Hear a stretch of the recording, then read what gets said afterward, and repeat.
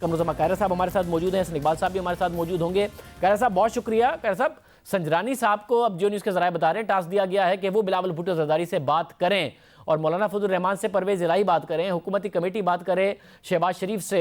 क्या जवाब होगा सादिक संजरानी को पीपल्स पार्टी का? शाहजेब साहब, अपोजिशन ने रबर कमेटी में बैठकर जो फैसले किए उससे पहले गवर्नमेंट ने मौलाना फजल रहमान साहब से या उनकी जमात से JUIF से राब्ते की कोशिश की, उनके साथ राब्ता हुआ तो अपोजिशन की जमातों ने अपने तहफ़्फ़ुज़ात का इजहार किया कि भाई आप अकेले तो मुज़ाकरात नहीं कर सकते। उसके नतीजे में रबर कमेटी की मीटिंग हुई और उस मीटिंग के बाद एक आउटलाइन दे दी गई।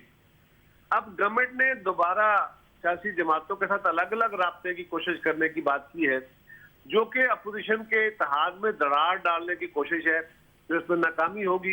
ये सीरियसनेस इसमें है नहीं। सादिक संजरानी साहब ठीक है, वो सेनेट के चेयरमैन हैं, उनके लिए एहतराम है, लेकिन अगर वो बिलावल साहब के साथ राब्ते की उनको असाइनमेंट दी गई है तो आप खुद अंदाजा कर लीजिए कि इसमें कितनी सीरियसनेस है। हालांकि जबकि ना वो हमारे साथ कंफर्टेबल होंगे ना हम उनके साथ कंफर्टेबल होंगे, और मौलाना फजल रहमान के साथ अलग बात करेंगे, शहबाज शरीफ साहब के साथ अलग बात करेंगे।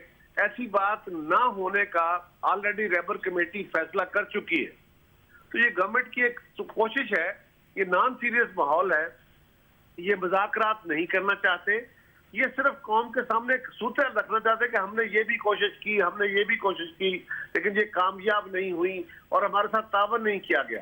यानी कह साहब ये फैसला तय है कि अब मुज़ाकरात अलग अलग अगर हुकूमत करना भी चाहे इंगेज, तो आप लोगों ने फैसला किया हुआ है कि एक साथ ही बात करें और एक ही कोई मरकजी क़यादत हुकूमत की तरफ से भी कोई एक कमेटी बात करे और आप सबसे एक साथ बात करें, अलग अलग नहीं होगा ये मामला। मुझे ये फैसला कौन बात कहने का तो हक नहीं है, ये तो मेरी क़यादत ही कह सकती है, लेकिन जब हुकूमत की तरफ से गुफ्तगू करने की कोशिश की गई मौलाना फजल रहमान साहब से और उस पर जमातों के तहफ़्फ़ुज़ात आए और जवाब में रबर कमेटी की मीटिंग हुई और एक आउटलाइन तय कर दी गई, तो वो जमातों की एक बाइंडिंग आउटलाइन है, उससे हट के कोई जमात भी मेरी नज़र में मुज़ाकरात नहीं करेगी। सब साथ में बताइएगा कि क्रैक डाउन की भी तैयारियां शुरू हैं इस्लामाबाद और कराची में। जमीयत उलमा इस्लाम के कारकुनों की गिरफ्तारी के हवाले से खबरें आना, मुकदमात बनना, कैप्टन सफदर भी गिरफ्तार हो गए, फिर इस्लामाबाद में कंटेनर्स लगना शुरू हो गए। वो जो सिचुएशन इस वक्त हो रही है वो भी हम आवाम के सामने रखेंगे। इसके हवाले से भी कोई लायबल आप लोगों ने बनाया है कि अगर सबको गिरफ्तार कर लेंगे तो क्या करेंगे? शाहजेब, आप तो पता ही है कि पाकिस्तान में बड़ी सल्ख तारीख है हमारी सियासी, तो यहाँ मार्शल लॉ भी लगते रहे और मार्शल लॉ के खिलाफ भी रेजिस्टेंस होती रही। लोगों को जेलों की बजाय किलों में रखा गया, सजाओं की बजाय कोड़े मारे गए, फांसियां दी गई, इसके बावजूद लोग रुके नहीं।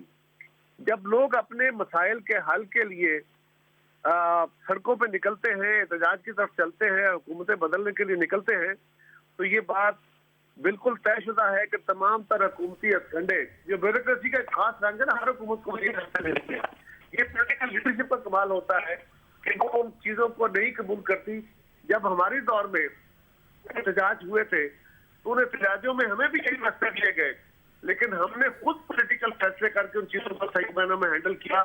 इनका मसला ये है कि ये खुद पॉलिटिकल फैसला नहीं कर सकते और इनके फैसले कहीं और होने हैं, और जो फैसले करने हैं वो सिर्फ ताकत का कानून जानते हैं, वो मसलहत का कानून नहीं जानते, वो डायलॉग का कानून नहीं जानते, वो डेमोक्रेसी का कानून नहीं जानते। लिहाजा उसके क्या नतीजे निकलेंगे आप और कौन बेहतर जानती है, लेकिन आप समझते हैं।